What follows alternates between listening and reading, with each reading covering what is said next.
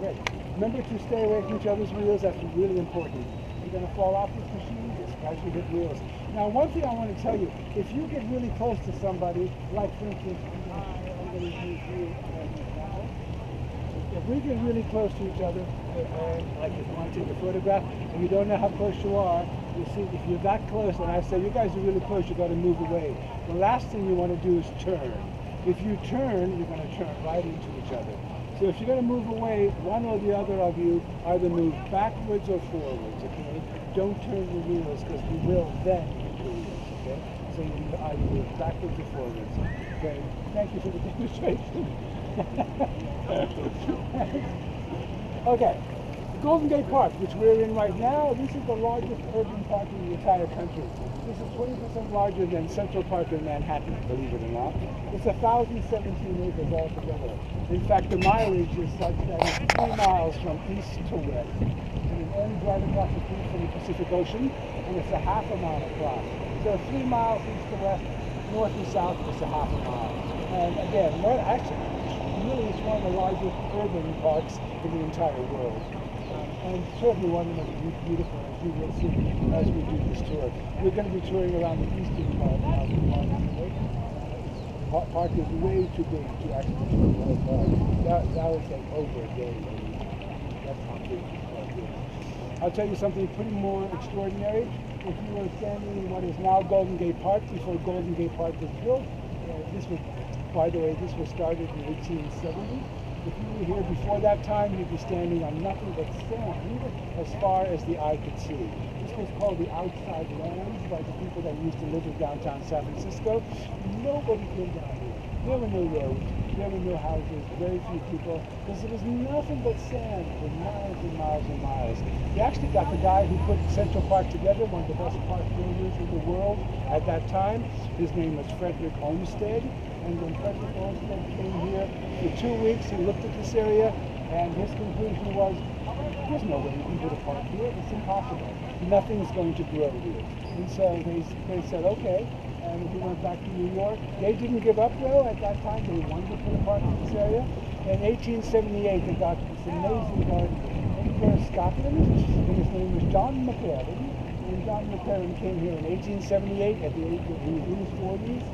He stayed for 53 years, and he died in 1943 at the ripe old age of 96. To the day he died, he was working in the park. So what you're seeing in the park is the result of his activities. So just look at this park as you do the tour. Remember, nothing here grows naturally. Nothing. Not even a blade of grass is naturally able to grow in this area. There's over 300 gardeners that take care of this beautiful park. Need to do that because, like I said, nothing is natural. I'll be talking more about that as we go on.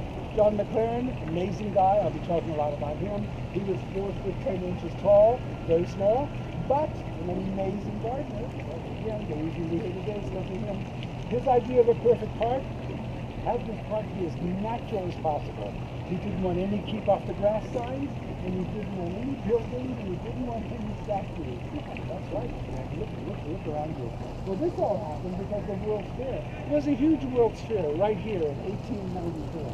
The very first World's Fair in San Francisco. And with the World's Fair came buildings, and with the World's Fair came the innumerable statues, which John McLaren put together. We've got statues of the House of Gandhi.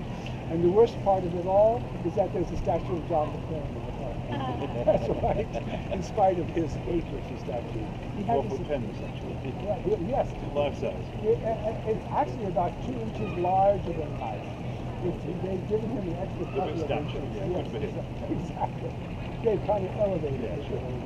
I'll show you that statue after we read this area.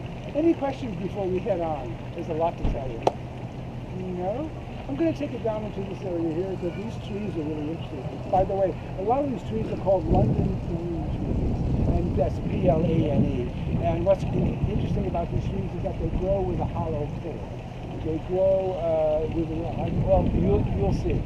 And one thing I think is a really cool thing to do after the tour is over, and a lot of people don't know about this, you see that tower that's connected to that beautiful museum. That's the Young Museum there, the Fine Art Museum. But that tower has an observation deck on the very top. You can see all that grass. After you just an incredible, I would say, walk. You can see the whole park. You can see downtown San Francisco and the Golden Gate Bridge and it's free. It doesn't cost anything. A lot of people don't know it's free. So you go right into the museum, you tell you go into the tower, they show you where the lift is, you go to the very top, and it's incredible. I'll try to remind you about that when you go to the tour. But it's one of the kind of best kept secrets of Golden Gate Park. I love it up there. Okay, well let's move on because I've got a lot to show you. Watch out for your wheels.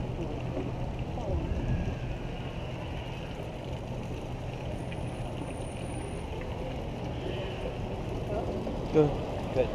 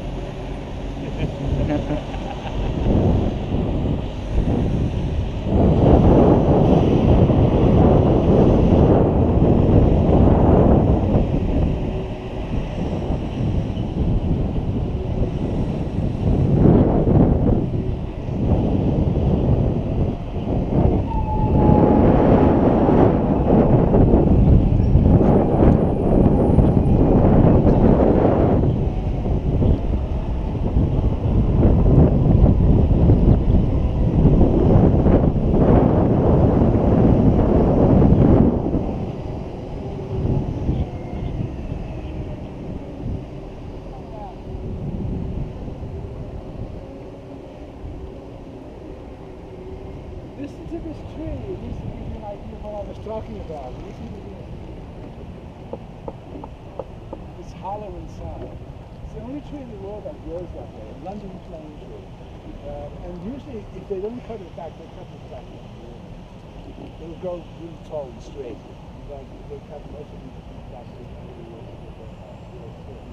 And then that's when the boughs get really kind of the way they are here. This area of the music concourse every Sunday tomorrow at the hour of 1 o'clock. The Golden Gate Park Band has a 2-hour concert there. That's been going on since 1890, which makes the Golden Gate Park Band the oldest and longest running musical organization in the entire country. And that's going to be on the tour. It's going to be a crazy thing. If you flunk the print, you've got to watch that video all over again. Brass band, is it? It's a brass. Well, it's brass. It's also good woodwind. It's a concert. It's got woodwind. Another band with you. Not your band. No, it's not my band. Actually, I'll tell you about my band. Really well. Oh, that's right. You were there. I was wondering how you knew that I was a musician. I didn't realize that. Any questions about the show? Let's move on.